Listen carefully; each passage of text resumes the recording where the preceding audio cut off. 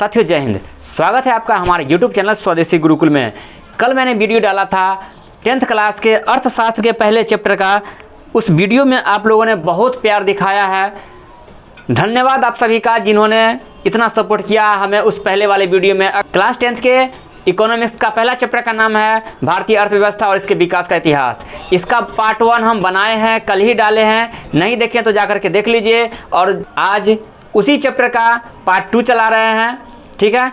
और इस पार्ट 2 में जो टॉपिक है हमारा आर्थिक नियोजन या योजना आयोग या पंचवर्षीय योजना, इसी को हम 3 नाम से जानते हैं। पहला है आर्थिक नियोजन, दूसरा है उसी का नाम है योजना आयोग और उसी का नाम है पंचवर्षीय योजना। इसमें एक चीज कॉमन है। कॉमन क्या है? यहाँ पर नियोजन, योजना और योजना, ये कॉमन है। योजना का मतलब होता है प्लान बनाना।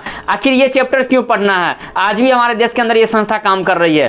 कैसे काम कर रही है बताते हैं। इसका इंग्लिश होता है आर्थिक नियोजन का इकोनॉमिक प्लानिंग, योजना आयोग का होता है प्लानिंग कमीशन और पंचवर्षीय योजना का इंग्लिश होता है 5 ईयर प्लानिंग। साथियों होता क्या है कि हमारे देश की अर्थव्यवस्था को सुधारने के लिए अगले 5 साल के लिए योजना बनाया जाता है और उस योजना में देश की अर्थव्यवस्था को सुधारने का प्लान बनाया जाता है। इसीलिए सभी के अंदर प्लानिंग आ रहा है, यहाँ भी प्लानिंग, यहाँ भी प्लानिंग और वहाँ भी प्लानिंग है, ठीक है।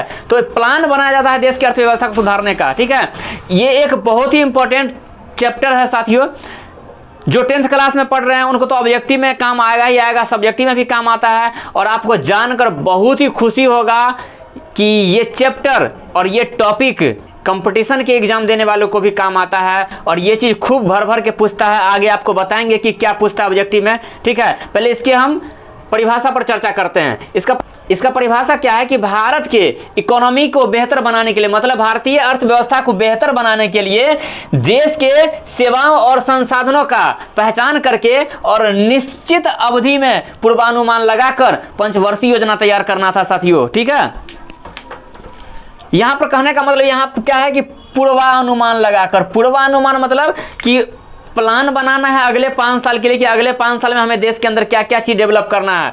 लेकिन वो 5 साल खत्म होने से पहले ही हमें पूर्वानुमान लगाना है कि क्या चीज कंप्लीट करना है देश के अंदर। तो उसके लिए 5 साल का योजना बनाया जाता था साथियों, 5 साल का। इसीलिए इसको पंचवर्षीय योजना भी कहा जाता है इस नाम, इसलिए इसका दूसरा नाम पंचवर्षीय योजना भी है, ठीक है। यहाँ पर देश के सेवाओं और संसाधनों का निश्चित अवधि में पूर्वानुमान लगाकर जो पंचवर्षीय योजना तैयार किया जाता था और देश के अंदर डेवलप किया जाता था। ऐसा करने से क्या होता है? ऐसा करने से देश के संसाधनों का सदुपयोग हो पाता है। सदुपयोग करने का मतलब संसाधन बर्बाद नहीं होना चाहिए और सही समय पर सही तरीके से विकास होना चाहिए देश का। अब आप यहाँ पर देखिएगा कि ऑब्जेक्टिव में बहुत सारा चीज पूछता है। यहाँ पर हम कुछ टॉपिक तैयार किए हैं, 1 2 3 4 5 6 7, यहाँ पर 7 टॉपिक तैयार किए हैं। ये हर साल कुछ ना कुछ पूछता है ऑब्जेक्टिव में। और यही चीज आपको 10th क्लास में भी पूछता है, 12th में जो लोग इकोनॉमिक्स लेंगे उनको भी उसमें भी पूछेगा और कंपटीशन में तो साथियों पूछता ही है। क्या पूछता है ध्यान दीजिएगा, ठीक है। इस योजना का शुरुआत कब जो है कहां से किया गया था? तो सोवियत संघ रूस, जो अभी रसिया है ना, रसिया का पहले पुराना नाम सोवियत संघ रूस था, ठीक है। तो रूस से लिया गया था, मतलब रूस के संविधान को पढ़ा गया और रूस में पहले ही से लेनिन का सरकार जो है इस योजना को अपने देश में लागू किए हुआ था। तो उसी देश के संविधान से लाया गया हमारे देश में, ठीक है। इसलिए कहा जाता है कि यूएसएसआर से प्रेरित होकर के इस योजना को हमारे देश में लाया गया। यूएसएसआर का मतलब होता है यूनाइटेड सोवियत संघ रूस, ठीक है। ये आपका ऑब्जेक्टिव तैयार हो गया। इसमें क्वेश्चन पूछेगा कि पंचवर्षीय योजना किस देश से लिया गया था? तो आप यहाँ पर आपको बता दें कि रूस से लिया गया था, जिसका पूरा नाम सोवियत संघ रूस है। क्लियर है? अगला क्वेश्चन देखिए, योजना आयोग का गठन कब हुआ था साथियों? तो योजना आयोग का गठन 15 मार्च 1950 को हुआ था, ठीक है। 1950, ध्यान रखिएगा 1950। कब? जब हमारे देश में संविधान लागू हुआ था, उसी साल में पंचवर्षीय योजना भी लागू किया गया था। तो इसके अध्यक्ष कौन होते हैं? तो इसके अध्यक्ष हमारे देश के प्रधानमंत्री होते हैं, ठीक है। तो आप बताइए, कमेंट करके बताइए कि भारत के प्रधानमंत्री जब इसके अध्यक्ष होते हैं तो इस पंचवर्षीय योजना के पहले अध्यक्ष कौन थे, ठीक है। कमेंट करके जल्दी से बताइए। अगला क्वेश्चन देखते हैं कि इसके प्रथम अध्यक्ष कौन थे? तो इसके प्रथम अध्यक्ष जवाहरलाल नेहरू थे। जवाहरलाल नेहरू क्यों थे इसके प्रथम अध्यक्ष? क्योंकि उस समय भारत के प्रधानमंत्री जवाहरलाल नेहरू ही थे, इसलिए 1950 में ही जवाहरलाल नेहरू को ही पंचवर्षीय योजना का अध्यक्ष बनाया गया। और अभी इसके अध्यक्ष कौन होंगे? कमेंट करके आप बताइए, क्योंकि इस सीरीज में हम आपको नहीं बता रहे हैं कि अभी के पंचवर्षीय योजना का अध्यक्ष कौन है, आप कमेंट में जरूर बताइएगा, ठीक है। अब बात करते हैं अगला क्वेश्चन कि इसके प्रथम उपाध्यक्ष कौन थे। इसके प्रथम उपाध्यक्ष गुलजारी लाल नंदा थे। आप ध्यान दीजिएगा, गुलजारी लाल नंदा, ये सब चीज ऑब्जेक्टिव में पूछता है। इसके अनुमोदक संस्था किसे बनाया गया? अनुमोदक संस्था जो है राष्ट्रीय विकास परिषद को बनाया गया। राष्ट्रीय विकास परिषद का गठन 1952 में हुआ था। ये ऑब्जेक्टिव में पूछता है, दो टाइप से पूछेगा यहाँ पर कि राष्ट्रीय विकास परिषद का गठन कब हुआ था? 1952 में हुआ था। और इसके अनुमोदक संस्था कौन होते हैं? तो राष्ट्रीय विकास परिषद होते हैं। तो अनुमोदक का मतलब साथियों होता क्या है? साथ देने वाला, मदद करने वाला, समर्थन करने वाला। तो पंचवर्षीय योजना को समर्थन कौन करता है? तो राष्ट्रीय विकास परिषद। इसका गठन कब हुआ था? 1952 में। ध्यान दीजिएगा साथियों, योजना आयोग का शुरुआत 1950 में हुआ था और जस्ट उसके अगले एक साल बाद पंचवर्षीय योजना का भी शुरुआत कर दिया था 1951 में, और उसके अगले एक साल बाद 1952 में राष्ट्रीय विकास परिषद का गठन किया गया था। साथियों, अब तक तो आप ये देखे हैं, ये परिभाषा और उससे रिलेटेड कुछ इंपॉर्टेंट क्वेश्चन जो ऑब्जेक्टिव में आपको पूछता ही है, ठीक है।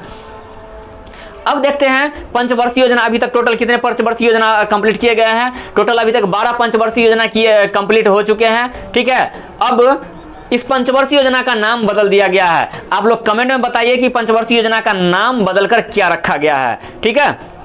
साथियों, अगर वीडियो अच्छा लग रहा है तो लाइक जरूर कीजिए और कमेंट में बताइए कि कितना अच्छा लग रहा है, ठीक है। और इस वीडियो को अपने जान पहचान के जो भी 10th क्लास के स्टूडेंट है उन्हें भी शेयर कर दीजिए। और ये पंचवर्षीय योजना जो कंपटीशन में भी पूछता है, तो आप आपके जो भी साथी होंगे, जो भी कंपटीशन का एग्जाम का तैयारी करते हैं, चाहे वो SSC हो, रेलवे हो, बैंक हो, पुलिस हो, चाहे जो भी हो, उन्हें आप इस वीडियो को शेयर कर दीजिए ताकि उनको भी लाभ मिल जाएगा, ठीक है। अब देखते हैं कि पंचवर्षीय योजना, पहला पंचवर्षीय योजना 1951 में शुरू हुआ था, तो कब से कब तक चला था? पहला कब हुआ था, दूसरा कब हुआ था, तीसरा कब हुआ था, चौथा कब हुआ था, और उस योजना में कौन कौन चीज का चर्चा किया गया था? चलिए सभी को देखते हैं। अब इसको साइड करते हैं। अब साथियों, हम सीखेंगे इसमें पंचवर्षीय योजना के बारे में कि योजना आयोग के द्वारा, योजना आयोग एक बहुत बड़ी संस्था है, ठीक है, और उस संस्था के द्वारा जो पंचवर्षीय योजना चलाया जाता है उसमें कौन सा पंचवर्षीय योजना कब हुआ था और उस योजना में क्या किया गया था, ठीक है। तो हम इस चीज को देखते हैं। इधर है समय अवधि, मतलब कौन से समय में योजना शुरू किया गया, और कैमा पंचवर्षीय योजना शुरू हुआ था वो इधर है, कब शुरू हुआ ये इधर है, और उस योजना में क्या किया गया था वो इधर है। तो देखते हैं सबसे पहले फर्स्ट पंचवर्षीय योजना, जो प्रथम पंचवर्षीय योजना है 1951 से लेकर 1956 तक चला था। साथियों, यहाँ पर लिखा हुआ दिखाई दे रहा है कि पंचवर्षीय योजना शुरू कब हुआ था? 1951 में शुरू हुआ था, ठीक है। और पंचवर्षीय योजना पहले 1951 से लेकर 1956 तक चला था, ठीक है। और इस योजना में, पहले पंचवर्षीय योजना में कृषि का विकास किया गया था, मतलब खेती गृहस्थी को थोड़ा सा डेवलप करना था, क्योंकि बिना खाए पिए कैसे रह सकते हैं देश के लोग, ठीक है। दूसरा पंचवर्षीय योजना कब शुरू था? 1900, जैसे ही ये खत्म होता है तो दूसरा पंचवर्षीय योजना शुरू होता है। दूसरा पंचवर्षीय योजना 1956 से लेकर 1961 तक चला था। इसके अंदर उद्योगीकरण किया गया था, उद्योग का विकास किया गया था, बहुत बड़ी संख्या में बहुत भारी उद्योग का स्थापना हुआ था, जैसे लोहा का उद्योग हो गया, एल्युमिनियम उद्योग हो गया, या फिर सीमेंट उद्योग हो गया, इस तरह से, ठीक है। तीसरा पंचवर्षीय योजना जस्ट इसके बाद ही स्टार्ट होता है 1961 से लेकर 1966 तक, और उस योजना में क्या हुआ था? आत्मनिर्भरता, मतलब भारत आत्मनिर्भर होने का एक प्लान बनाया था, ठीक है। और इसमें उद्योग का भी विकास किया गया था और कृषि का भी विकास किया गया था, मतलब आत्मनिर्भरता के साथ साथ इसी को दोहरा गया, मतलब प्रथम पंचवर्षीय योजना और दूसरे पंचवर्षीय योजना को इसमें यहां पर देख सकते हैं कि दोहरा दिया गया था, ठीक है। अब देखते हैं तीसरा पंचवर्षीय योजना। साथियों, हम आपको बता दें कि तीसरा पंचवर्षीय योजना 1966 में शुरू नहीं हुआ था। जैसे 1956 में पहला खत्म हुआ तो दूसरा 56 में शुरू हुआ है, और जब दूसरा 61 में खत्म हुआ है तो तीसरा 61 में शुरू हुआ है। ठीक उसी प्रकार 1966 में तीसरा खत्म हुआ तो चौथा 1966 में शुरू नहीं हुआ था, क्योंकि उस समय अवकाश काल था। अवकाश काल का मतलब क्या था? योजना अवकाश काल में था, छुट्टी का दिन था, मतलब छुट्टी वहां पर कर दिया गया था। पंचवर्षीय योजना चौथा स्टार्ट नहीं किया गया था। क्यों नहीं किया गया था? क्योंकि उस समय भारत के अंदर हरित क्रांति था। हरित क्रांति लाना भारत का मजबूरी था। जब हम हरित क्रांति का चैप्टर स्टार्ट करेंगे उस समय हम आपको बताएंगे कि जब उस समय भारत और पाकिस्तान का युद्ध हो गया था, ठीक है, 1965 ईस्वी के आसपास, उस समय अमेरिका भारत को अनाज देना बंद कर दिया था, ठीक है। तो उस समय देश के प्रधानमंत्री लाल बहादुर शास्त्री थे और उन्होंने भारतीय वैज्ञानिक के साथ मिलकर के हरित क्रांति लाया और इतना अनाज उपजाया गया कि भारत का पेट भर गया। और पेट भरने के बाद भारतीय दूसरे देश को भी बेचना शुरू कर दिए थे। ठीक है, तो इसलिए चौथा पंचवर्षीय योजना 1966 में शुरू नहीं हुआ था। तो चौथा शुरू कब हुआ था? 1969 में शुरू हुआ था। तो 1969 से लेकर 1974 तक के चौथा पंचवर्षीय योजना स्टार्ट हुआ है। उसमें आत्मनिर्भरता और कृषि में सिंचाई के लिए, कृषि में सिंचाई पर बल दिया गया था। ठीक है, कृषि में सिंचाई का मतलब होता है खेतों में पानी पटाने की व्यवस्था। उसी समय देश के अंदर बहुत सारे पंपिंग सेट और बोर्डिंग कराया गया था। उसी समय देश में स्टेट बोर्डिंग आया था। ठीक है, अब देखते हैं पांचवा पंचवर्षीय योजना। जब 1974 में चौथा खत्म होता है तो पांचवा 74 में शुरू होता है। 74 से 78 तक चला था। ये चला था 4 साल के लिए चला था। 1 साल पहले ही इस योजना को भंग कर दिया गया था, क्योंकि उस समय देश के अंदर राजनीतिक स्थिति कुछ ठीक नहीं था, इसलिए पंचवर्षीय योजना को 1 साल पहले ही भंग कर दिया गया था। तो इस पांचवा पंचवर्षीय योजना में क्या था? तो गरीबी उन्मूलन, मतलब गरीबी दूर करने का उपाय लगाया गया था और हॉस्पिटल और स्वास्थ्य की व्यवस्था का स्टार्ट किया गया था। ठीक है, जैसा सरकारी हॉस्पिटल का स्थापना किया गया था पांचवा पंचवर्षीय योजना में। ठीक है, तो ये जो योजना 1978 में बंद कर दिया था, ये 78 से लेकर 80 तक ही बंद था। ठीक है, 1980 में 6वां पंचवर्षीय योजना स्टार्ट होता है। 6वां पंचवर्षीय योजना में गरीबी निवारण, मतलब गरीबी उन्मूलन पर काम किया गया था। गरीबी दूर करने के लिए रोजगार लाया गया था। ठीक है, और उसके बाद होता है 7वां, मतलब 85 के बाद 1985 से 1990 तक 7वां पंचवर्षीय योजना चला था। इसमें ऊर्जा उत्पादन में वृद्धि किया गया था और खाद्यान्न व्यवस्था को डेवलप किया गया था। ठीक है, तो ऊर्जा उत्पादन का मतलब यहाँ पर क्या होता है साथियों?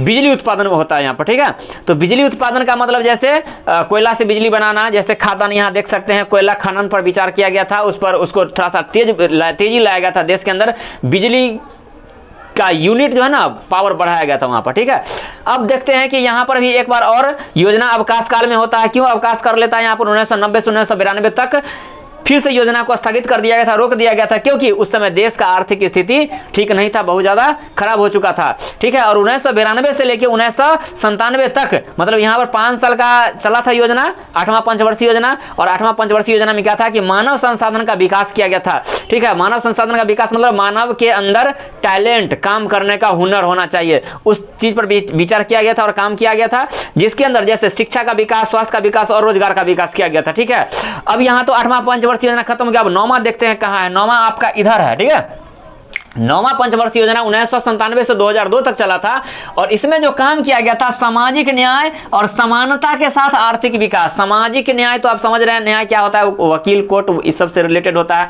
और समानता के साथ आर्थिक विकास करना। समानता के साथ आर्थिक विकास का मतलब होता है कि यहाँ पर भेदभाव नहीं करना है, सभी के साथ मिलजुल करके काम करना है। ठीक है, और 10वां पंचवर्षीय योजना जो होता है 2002 से 2007 तक चला था, जिसमें 9वीं पंचवर्षीय योजना को ही दोहरा दिया गया था। मतलब 9वीं पंचवर्षीय योजना को यहाँ पर दोहरा दिया गया था। ठीक है, अब देखते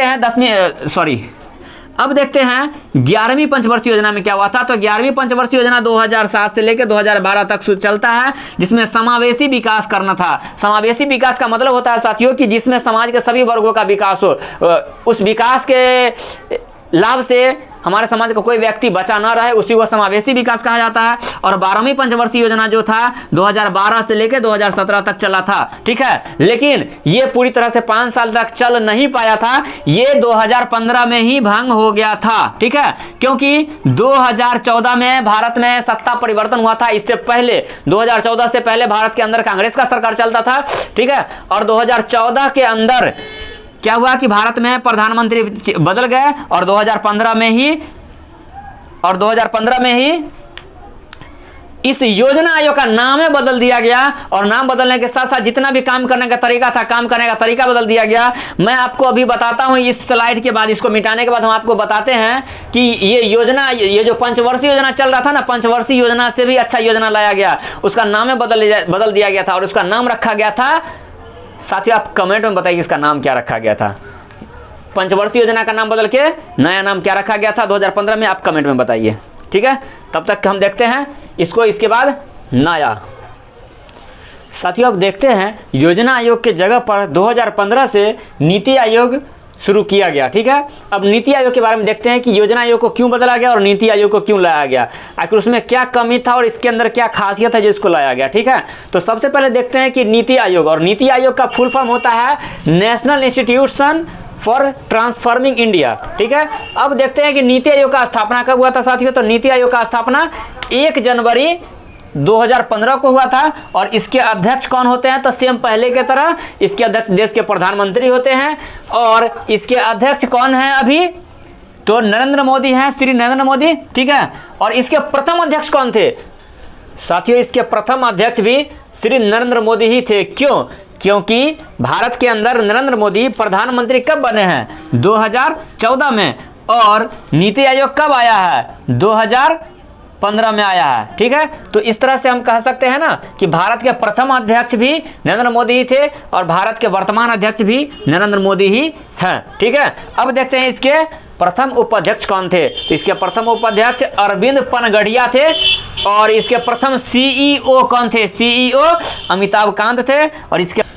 और इसके वर्तमान उपाध्यक्ष श्री सुमन बेरी हैं। वर्तमान अभी मतलब 2024 का हम बात कर रहे हैं। और इसके वर्तमान सीईओ वी.आर. सुब्रमण्यम, ठीक है। चलिए, ये टॉपिक हो गया कंप्लीट, जो कि आपको ऑब्जेक्टिव में खूब अच्छा से पूछता है, ठीक है। साथियों, हम आपको एक बात बताते हैं, इधर कार्य और उद्देश्य और इसके दोनों में योजना आयोग और नीति आयोग में अंतर बताने से पहले हम आपको एक बात बताते हैं। ये जो है ना क्वेश्चन, ये जो टॉपिक आपको देख रहे हैं, जितना भी लाइन देख रहे हैं, ये सब के सब ऑब्जेक्टिव में खूब पूछता है, ठीक है। और ऑब्जेक्टिव में पूछता है, इसलिए क्या करना है आपको कि ये क्वेश्चन को ना आप क्या कीजिए कि स्क्रीनशॉट ले लीजिए या फिर वीडियो रोक करके आप अपने नोटबुक में नोट कर लीजिए, कॉपी में नोट कर लीजिए। और ये सब चीज़ हम आपको बता दें कि करेंट क्वेश्चन है, करेंट अफेयर से रिलेटेड है। और ये चीज़ आप अपने जान पहचान के जो भी कंपटीशन का एग्जाम देने वाले हैं उनको भी ये वीडियो भेज दीजिए, उनको काम आ जाएगा, ठीक है। अब हम बात करते हैं इसके कार्य और उद्देश्य के बारे में। तो इसका कार्य क्या है? नीतियों के प्रक्रिया को तेज करना। मतलब पहले जो है योजना आयोग में तेज नहीं था, इसलिए तो बार बार दोहराया जा रहा था योजनाओं को। लेकिन इसमें क्या है कि नीति के क्रिया को क्या करना है? तेज करना है, ठीक है। अब यहाँ पर देखते हैं कि केंद्र और राज्य के बीच संबंध को बढ़ाना है। मतलब योजना आयोग में केंद्र और राज्य के बीच संबंध गाढ़ा नहीं था, बढ़ा हुआ नहीं था। और अभी क्या है? नीति आयोग में केंद्र और राज्य के बीच संबंध क्या है? मजबूत है, बढ़ चुका है, ठीक है। अब ये क्या है? नीति आयोग क्या करता है कि थिंक टैंक के रूप में कार्य करता है। सर, थिंक टैंक का मतलब क्या होता है कि यहाँ पर थोड़ा सोचिए कि यहाँ पर जो है ना विद्वानों का ग्रुप होता है। मतलब विदेशी संस्थाओं के अनुभव के आधार पर इस नीति आयोग का गठन किया गया, मतलब अनुभव उससे लिया गया है। और भारत के अंदर जो भी विशेषज्ञ होते हैं, अर्थव्यवस्था को मजबूत करने से रिलेटेड जो भी विशेषज्ञ होते हैं, उनका ग्रुप और टीम को थिंक टैंक कहा जाता है। तो वही थिंक टैंक के रूप में हमारे देश के अंदर काम किया जाता है 2015 से। और अगला क्या है? केंद्रीकृत नीति के जगह क्षेत्रीय नीति को बढ़ावा दिया गया। केंद्रीकृत नीति का मतलब होता है केंद्र सरकार और एक होता है राज्य सरकार। मतलब पहले योजना आयोग में क्या था कि केंद्र सरकार जो योजना बना दिया वही योजना सभी राज्यों को मानना है। लेकिन अब क्षेत्रीय नीति में क्या होता है कि हर क्षेत्र के अलग अलग जरूरत के अनुसार सरकार वहां से योजना देता है, ठीक है। अब बात करते हैं दोनों में अंतर क्या है, ठीक है। अंतर को देखते हैं। अब यहां पर है योजना आयोग और नीति आयोग, दोनों में क्या है? अंतर है। अब अंतर क्या है? ध्यान दीजिएगा कि योजना आयोग क्या था कि रूसी मॉडल पर आधारित था। रूसी मॉडल मतलब रूस में जो पंचवर्षीय योजना चल रहा था उसी मॉडल पर आधारित था हमारे देश के अंदर योजना आयोग। और नीति आयोग जो काम करता है भारतीय विद्वानों के मॉडल पर आधारित है और भारतीय विद्वानों के मॉडल पर काम करता है, ठीक है। दूसरा अंतर है कि केंद्र की भूमिका इसमें अधिक थी, सबसे अधिक। मतलब केंद्र सरकार जो योजना बना दिया वही योजना सभी राज्यों को मानना था। जैसे शिक्षा का जरूरत सभी राज्य में है, लेकिन क्या दिल्ली में शिक्षा का जरूरत है ज्यादा? क्या केरल राज्य में शिक्षा का जरूरत सबसे अधिक है? नहीं है, ठीक है। लेकिन अब बात करते हैं पानी का कि हर एरिया में पानी जाना चाहिए पीने लायक, ठीक है। या फिर पानी का कमी, जैसे खेत में पटाने के लिए पानी चाहिए। थोड़ा सोच के देखिए कि क्या बिहार में तो हर साल बाढ़ आता है, तो बिहार में पानी का जरूरत है? नहीं। मेघालय में पानी का जरूरत है? नहीं। राजस्थान में पानी का जरूरत है? यस, हाँ। मतलब सरकार अगर पानी दे रहा है तो सभी राज्यों को पानी मिल रहा है, जिसको जरूरत है उसको भी, जिसको जरूरत नहीं है उसको भी। लेकिन थोड़ा सोच के देखिए, क्या उद्योग का जरूरत झारखंड में है? नहीं है। क्यों? क्योंकि झारखंड में पहले से उद्योग है, ठीक है। अब बात करते हैं उद्योग का जरूरत क्या उत्तर प्रदेश को है? नहीं, क्योंकि वहां पहले से उद्योग है। तो उद्योगीकरण अगर होता है तो उद्योग हम भारत के सभी राज्य में जरूरत नहीं है। जहां अब देखिए महाराष्ट्र में उद्योग पहले से है, लेकिन उड़ीसा में उद्योग बहुत कम है, ठीक है। इस तरह से कहने का मतलब बहुत सारे भारत में ऐसे राज्य जहां उद्योग का स्थापना अभी तक नहीं हुआ है। बिहार में भी बहुत कम है, नग्न है एकदम, ठीक है। तो कहने का मतलब केंद्र का भूमिका अधिक था योजना आयोग में। अब नीति आयोग में क्या है कि लेकिन नीति आयोग में क्षेत्रीय भूमिका सबसे अधिक है। क्षेत्रीय कहने का मतलब हो गया जैसे पार्टिकुलर राज्य, ठीक है, राज्य के मांग के आधार पर अब नीति आयोग काम करता है। तीसरा अंतर क्या है कि सभी राज्य के लिए एक ही योजना बनाया जाता था योजना आयोग में। अभी तुरंत बताएं कि जब एक योजना बना तो सभी राज्यों को मिलना था, ठीक है, जिसको जरूरत है उसको भी, जिसको जरूरत नहीं है उसको भी। लेकिन नीति आयोग में क्या है कि हर राज्य का जरूरत के अनुसार उसको योजना दिया गया। अब हम आपको इसको एक ग्राफ के थ्रू बताते हैं इधर, ठीक है साथियों। इसमें हम आपको ये बताते हैं इस ग्राफ के थ्रू कि नीति आयोग और योजना आयोग में क्या अंतर है। तो ये मॉडल जो ये ग्राफ जो बताता है ना, योजना आयोग के बारे में बताता है और ये ग्राफ नीति आयोग के बारे में बताता है। ध्यान दीजिएगा, यहाँ पर केंद्र एक कोई नियम कानून बनाता है, कोई योजना लाता है देश के अंदर विकास करने का, और वो योजना सभी राज्य को अलग अलग मानना होता है, ठीक है। इस तरह से जैसे उत्तर प्रदेश है, मध्य प्रदेश है, बिहार को मानना है, असम को मानना है, राजस्थान को मानना है, केरला को मानना है, भारत के तमाम राज्यों को मानना है। केंद्र सरकार का बात, केंद्र का बात सभी राज्यों को मानना है। लेकिन यहाँ नीति आयोग में क्या होता है कि बिहार अलग डिमांड करता है केंद्र से, झारखंड अलग डिमांड करता है केंद्र से, असम अलग डिमांड करता है अपने केंद्र सरकार से, और उत्तर प्रदेश अलग ही डिमांड करता है केंद्र सरकार से, और मध्य प्रदेश अलग ही डिमांड करता है अपने केंद्र सरकार से। बस इस तरह से आप इस तरह से आप देख सकते हैं जैसे बिहार को अलग ही चीज का जरूरत पड़ेगा, झारखंड को कोई और ही चीज का जरूरत पड़ेगा, जो जरूरत असम को है वो जरूरत हो सकता है झारखंड को ना हो, जो जरूरत उत्तर प्रदेश के हो सकता है वो जरूरत मध्य प्रदेश को ना हो, जो जरूरत झारखंड को हो सकता है कि वो मध्य प्रदेश को जरूरत ना हो। इस तरह से हर राज्य अपना अपना जरूरत के हिसाब से केंद्र सरकार से डिमांड करता है। साथियों, इससे पहले जो यहाँ पर हम बताए हुए थे नीति आयोग का कुछ डिटेल, अगर आप नोट नहीं किए थे तो आप वीडियो को थोड़ा सा पीछे कर लीजिए, स्क्रीनशॉट ले लीजिए या अपने नोटबुक में नोट कर लीजिए, और इस वीडियो को जितना हो सके, जितना संभव हो आप शेयर कीजिए, अपने व्हाट्सएप स्टेटस में लगाइए इस वीडियो का लिंक, ठीक है। और अभी तक अगर सब्सक्राइब नहीं किए है ना तो सब्सक्राइब कर लीजिए, क्योंकि ये जो अर्थशास्त्र का पहला चैप्टर है इसका अगला वीडियो हम सोमवार को डालेंगे, मतलब परसों डालेंगे, तो फिर वो वीडियो आपका छूटेगा नहीं, समय से आपको मिल जाएगा। सब्सक्राइब करने के बाद घंटी के बेल आइकन को आप ऑल पर प्रेस कर लीजिएगा ताकि हमारी वीडियो आपको समय से मिलती रहे, ठीक है। अंत तक बने रहने के लिए धन्यवाद। मिलते हैं फिर से अगली वीडियो में, और संडे को याद रखिएगा कुछ ना कुछ स्पेशल आपको मिलने वाला है, ठीक है। तो चलिए आज के लिए इतना ही।